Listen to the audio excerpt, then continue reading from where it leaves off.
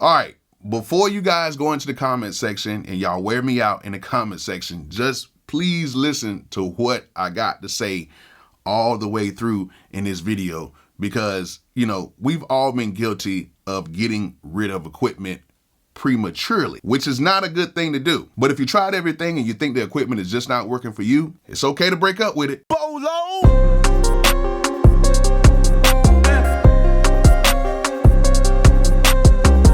And speaking of equipment, make sure you guys go ahead and check out Analog Cases. They are the #1 place where you guys can go ahead and get your equipment protected, okay? And I'm gonna show you why. This right here is my cord to my MPC Live 2. This thing is actually bent. Can you guys see it? It's not putting it in focus. But this thing is actually bent. It's actually curved down because I actually use this inside of a very cheap Amazon case that I needed when I was traveling. Put the cord in there, put the MPC in there. The thing was moving around and it bent this. It's still usable, but it messed up my power cable to my MPC Live 2. Luckily, the same cable that works inside the MPCX can work in the MPC Live 2, so I have an extra cable to use. I don't use this one anyway. But if I would have had an analog case, I would not have had that problem. See, with analog cases, they build a case specifically for the MPC Live 2, and they have pockets to where you can put all your cords and stuff in without them being so crowded. That way, when you take this on the road and you might have to put it on a plane or something like that, and you're throwing it around or doing whatever with it, or just put it in storage, you know you have the peace of mind that your cords and your equipment, your actual, you know, your MPC is actually going to be safe. So if you guys need a case like this, go ahead and go to Analog Cases website, scroll through everything on there, see if you like something. If you do, go ahead and get it, and you can save some money by clicking the link in the description. So go ahead and check out Analog Cases right now. And if you guys need to get more equipment, go ahead and click that link in the description and head over to zounds.com. They have a whole bunch of stuff on the site that you can get with no credit or background check, meaning you can go ahead and order it, they'll ship it to you, and you can just pay it off over time once you link your credit or debit card up to it. Now, it's not everything on the site, but it is a great deal of stuff on the site that you can get with no credit or background check. So if you guys need anything so far as microphones, audio interfaces, MIDI keyboards, or anything else, go ahead and click my link in the description and head over to zounds.com and get you some stuff today. Now, I know you guys think it's kind of ironic that I just did, you know, the whole zounds.com thing where you guys can, you know, get more equipment, you know, click that link in the description. But at the end of the day, we all love equipment. I love equipment. I love using equipment, especially like standalone equipment to make my beats. So I go through a lot of keyboards and I go through a lot of stuff. And if I don't like certain things, I have learned over time to just go ahead and get rid of it. It's okay to get rid of stuff.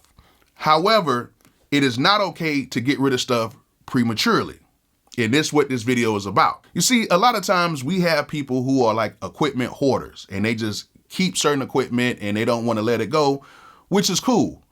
I really don't have no real issues or no real problems with that. But then you got some people that get equipment and then they just get rid of it so fast and they never really get to learn that piece of equipment the way that they should have learned it. Now, see me, I have no problem with getting rid of stuff because over time, I don't really feel like having 5, 6, 7 keyboards that I'm not using that potentially somebody else could be using. But at some point, we all have to know when to keep something and when to get rid of it. And to be frankly honest with you guys, some of you guys are getting rid of stuff way too fast. Now, I know a lot of times we may buy some stuff and then we get that buyer's remorse, like, dang, I just spent $1,700 on this keyboard. Or it could be a microphone, it could be an interface, it could be whatever. But then you get this feeling like, dang, I don't know if I should have gotten this. What should I do? Should I keep it or should I return it? Well, I'm here to tell you this. There is absolutely nothing wrong with returning something if you feel like it does not fit in your workflow. But you do have to understand this, you got to give equipment a chance. You know, some of you guys know you got 30 days, all the way up to some places you got up to 90 days. And then even some places will let you even go up to a year to return some equipment that you do not like. But I'm talking about the people who usually get it and return it within like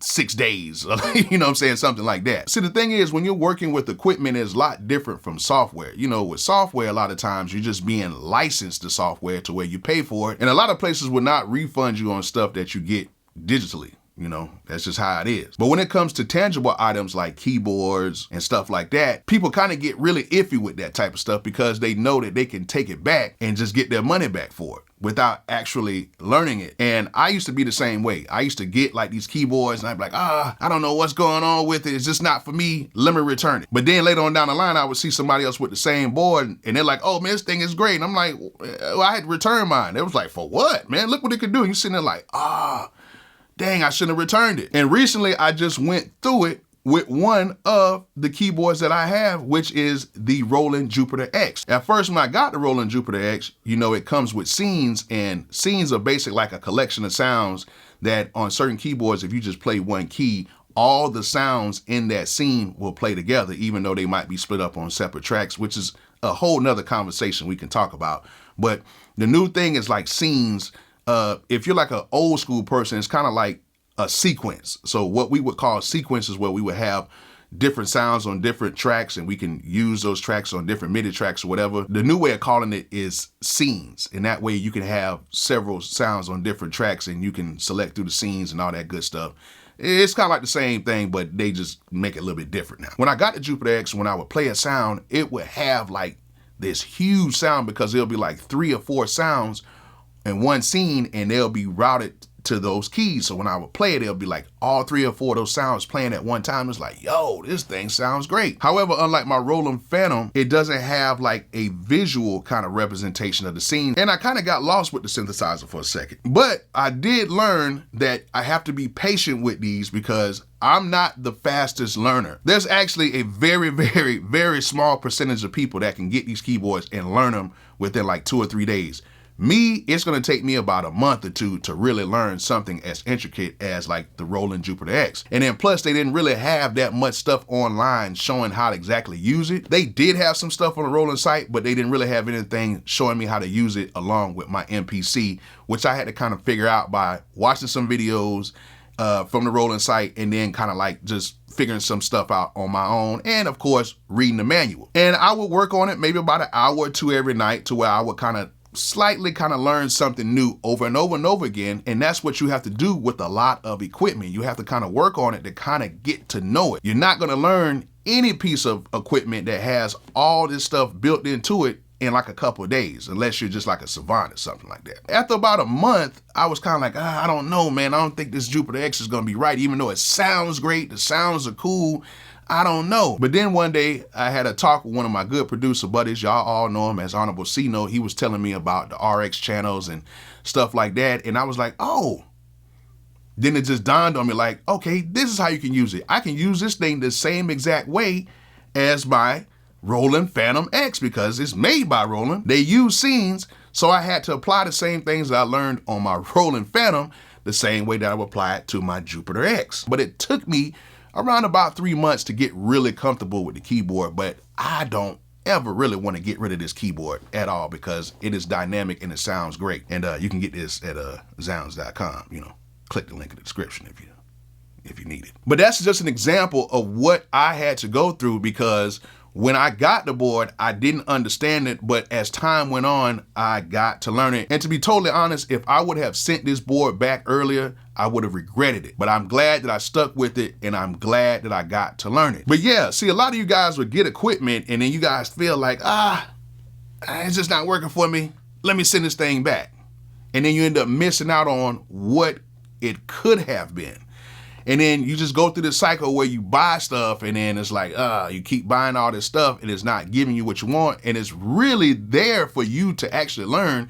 You're just not giving it time for you to learn it. You have to sit down with this equipment and you have to learn it. That's what the whole basis of this video is. Before you get rid of it and before you break up with the equipment, understand that you have to have a relationship with that equipment before you get rid of it. I would not do anything prematurely because when you do stuff like that, you miss out on all of the good qualities of what that piece of gear can give to you. Now, I'm not saying be a hoarder and get a whole bunch of gear and just keep it around. Like some things you got to let go, but give it time and really learn that piece of equipment before you just let it go. And then you sit around here and be like, dang, I want to go ahead and probably rebuy it again. I see a lot of people doing it with the MPCs, especially if you're somebody that came from the, the in the box side of making beats, and you go to the MPC and it's a little bit different, it's a little bit weird, and you guys like, this might not be for me, this is not right.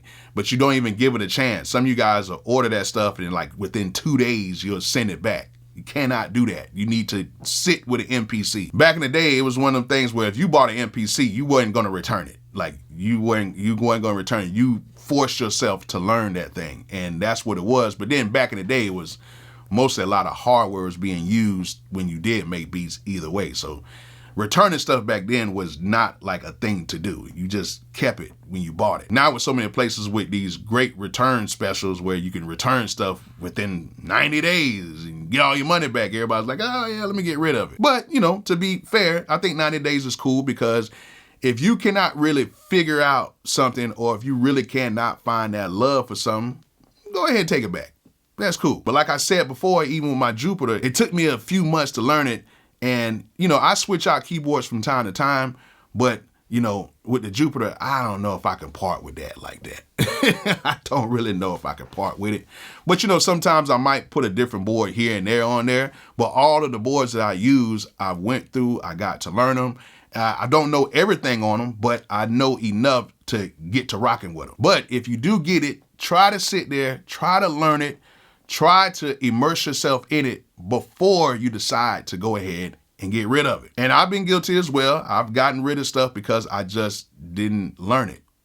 And I think that you should learn some equipment first before you just get rid of it. So yeah, if you're gonna get some equipment, try to learn it first before you get rid of it.